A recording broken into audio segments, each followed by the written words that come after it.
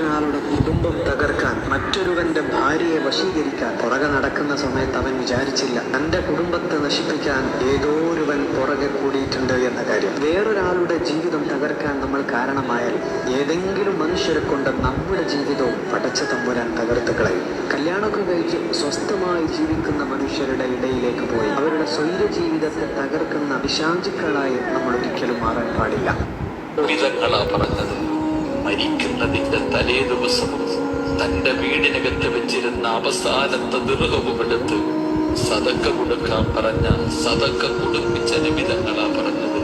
ആയിഷ, മരണത്തിനുമല്ലാത്ത വേദനയാണ്, മരണത്തിനുമല്ലാത്ത വേദനയാണ്. ഈ ലോകം തന്നെ പടയ്ക്കാൻ കാരണക്കാരനായ നിമിതങ്ങൾ അങ്ങനെ പറഞ്ഞിട്ടുണ്ടെങ്കിൽ ഞാൻ എത്ര പറയും? നിങ്ങൾ ഓരോരുത്തരും എത്ര പറയും? എന്ത് ചെയ്തു വെച്ചിട്ടാ നീയൊക്കെ നേടിച്ച് നടക്കുന്നത്?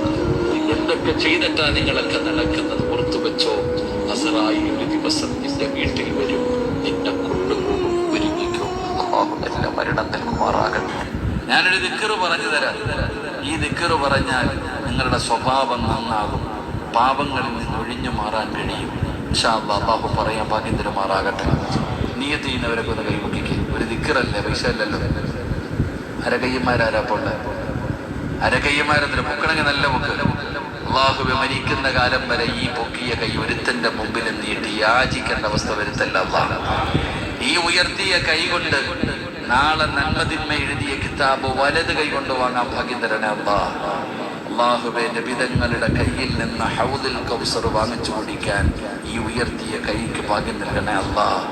അള്ളാഹുവിന്റെ മലക്കുകൾ നാളെ സ്വർഗത്തിന്റെ മുമ്പിൽ വെച്ച് മുസാഫഹത്ത് ചെയ്ത് സ്വർഗത്തിലേക്ക് പിടിച്ചു കയറ്റുന്ന വിഭാഗത്തിൽ ഈ കൈപൊക്കിയവരെ നീ പെടുത്തണേ പടച്ചവനെ.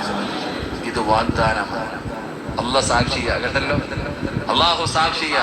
ഈ ദിക്റ് നിങ്ങൾ പഠിച്ചോ, ഇത് നിത്യമാക്കിക്കോ, നമ്മൾ രക്ഷപ്പെടും. അള്ളാഹു ഭാഗ്യം തരുമാറാകട്ടെ. അള്ളാഹു ഭാഗ്യം തരുമാറാകട്ടെ. താഴ്ത്തണ കൈ താഴ്ത്തിക്കാൻ മോനെ കൈ. അവൻ വെക്കിക്ക. അല്ലാഹു ഹാദിരി, അല്ലാഹു നാദിരി, അല്ലാഹു ഷാഹിദി, അല്ലാഹു മഈൻ. ഏതാ ദിക്റ്? ഏതാ?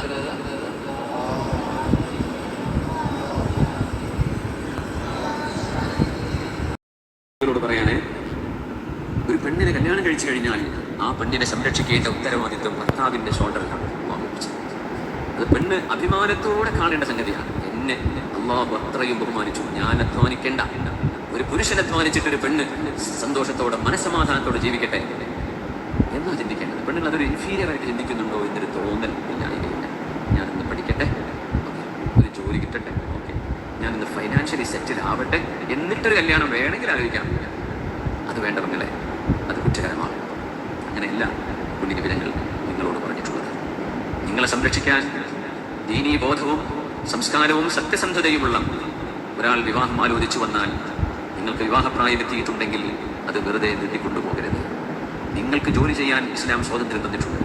അത് മറ്റു അന്യ ആളുകളുമായി ഇടപഴകുന്ന ഒരു സാഹചര്യമല്ലാതെ നിങ്ങൾക്ക് സേഫ് ആൻഡ് സെക്യൂർ ആയിട്ട് ജോലിക്ക് സാധ്യതയുണ്ടോ, നിങ്ങൾക്ക് ജോലിക്ക് പോകാം. നിങ്ങളുടെ ഭർത്താവ് ഒരിക്കലും നിങ്ങളെ ജോലി ചെയ്യാൻ നിർബന്ധിക്കാൻ പാടില്ല. നീ ജോലിക്ക് പോയി ഞാൻ അവിടെ മക്കളെ നോക്കിക്കോളാം, ഇത് പുരുഷൻ പറയാൻ പാടില്ല.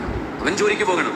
ആര് പറയാൻ ഞാൻ പഠിച്ച കോഴ്സല്ലേ, ഒരു ജോബ് അവിടെ ഉണ്ട്, വീട്ടിൽ ഞാൻ വെറുതെ ഇരിക്കല്ലേ, ഞാൻ പൊയ്ക്കോട്ടെ. അങ്ങനെയാണെങ്കിൽ എൻ്റെ ഭർത്താവിൻ്റെ സമ്മതത്തോടുകൂടെ നമുക്ക് പോകാം. നമ്മൾ നല്ല മനുഷ്യരാണ്, ആരോടും വെറുപ്പില്ലാത്ത നല്ല മനുഷ്യന്മാർ. നമ്മുടെ കയ്യിൽ സ്വലാത്തുണ്ടാകും. എല്ലാ ദിവസവും നിശ്ചിതമാണ് സ്വലാത്തുണ്ടാകും. അതിനൊരു സമയം നിശ്ചയിക്കും.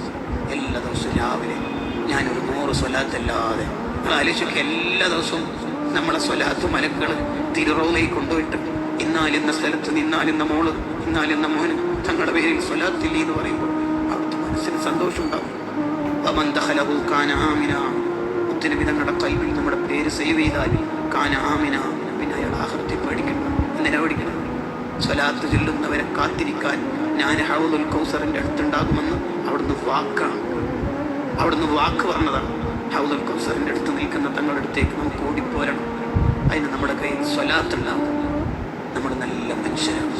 ആരോടും വിളിക്കാത്ത മംഗളത്തേക്ക് പോയതണ്ട, നല്ല പണിയല്ല അത്. അവിടെ പോയാൽ അത് കൊളാക്കലാണത്. കാരണം എന്താ? വിളിച്ചോർക്ക് അവസാനം ചോറില്ലാതാണ്. അതിന് ഉത്തരവാദി ആരാണ്? ലാസ്റ്റ് ഒക്കെ ഉണ്ടല്ലേ ഈ ചോറ് വിളിച്ചിട്ട് വന്ന് ശരിക്കും കേൾക്കുന്ന നിങ്ങോ വിളിച്ചിട്ട് വന്നിട്ട് ചോറ് കിട്ടാത്തവൻ പോകുമ്പോ പറയും എന്തിന് ഇവൻക്കെല്ലാം മങ്ങലാക്കേണ്ട അവസ്ഥ, വിളിച്ചിട്ട് ചോറ് തരാത്തവൻ ഒക്കെ അല്ലേ. സത്യത്തിൽ വിളിച്ചിട്ട് വന്നോനാണ് മോനെ. ഈ മങ്ങലാക്കിയവർക്ക് ശാപ്പിട്ട് പോകും. നേരിട്ട് ആ ശാപ്പ് മങ്ങലാക്കിയവർക്കൊന്നും നടക്കൂല. പിന്നെ ഇത് കൊളാക്കിയവനുണ്ടല്ലേ, വിളിക്കാതെ വന്നിട്ട് തീരുന്നില്ലേ, ഓനോന് ചങ്ങായിമാരെല്ലാം വന്നിട്ട് ഓങ്ക് കിട്ടുമോ ശാപ്പോ? കാരണം ഈ വിളിച്ചിട്ട് വന്നോനക്ക് ചോറില്ലാത്ത അവസ്ഥ ആക്കിയത് ഓനല്ലേ ഇത് ഒക്കെ അല്ലേ. അതുകൊണ്ട് വിളിക്കാത്ത ഒരു മംഗളത്തേക്കും ഞാൻ പോകാൻ തീരുമാനം.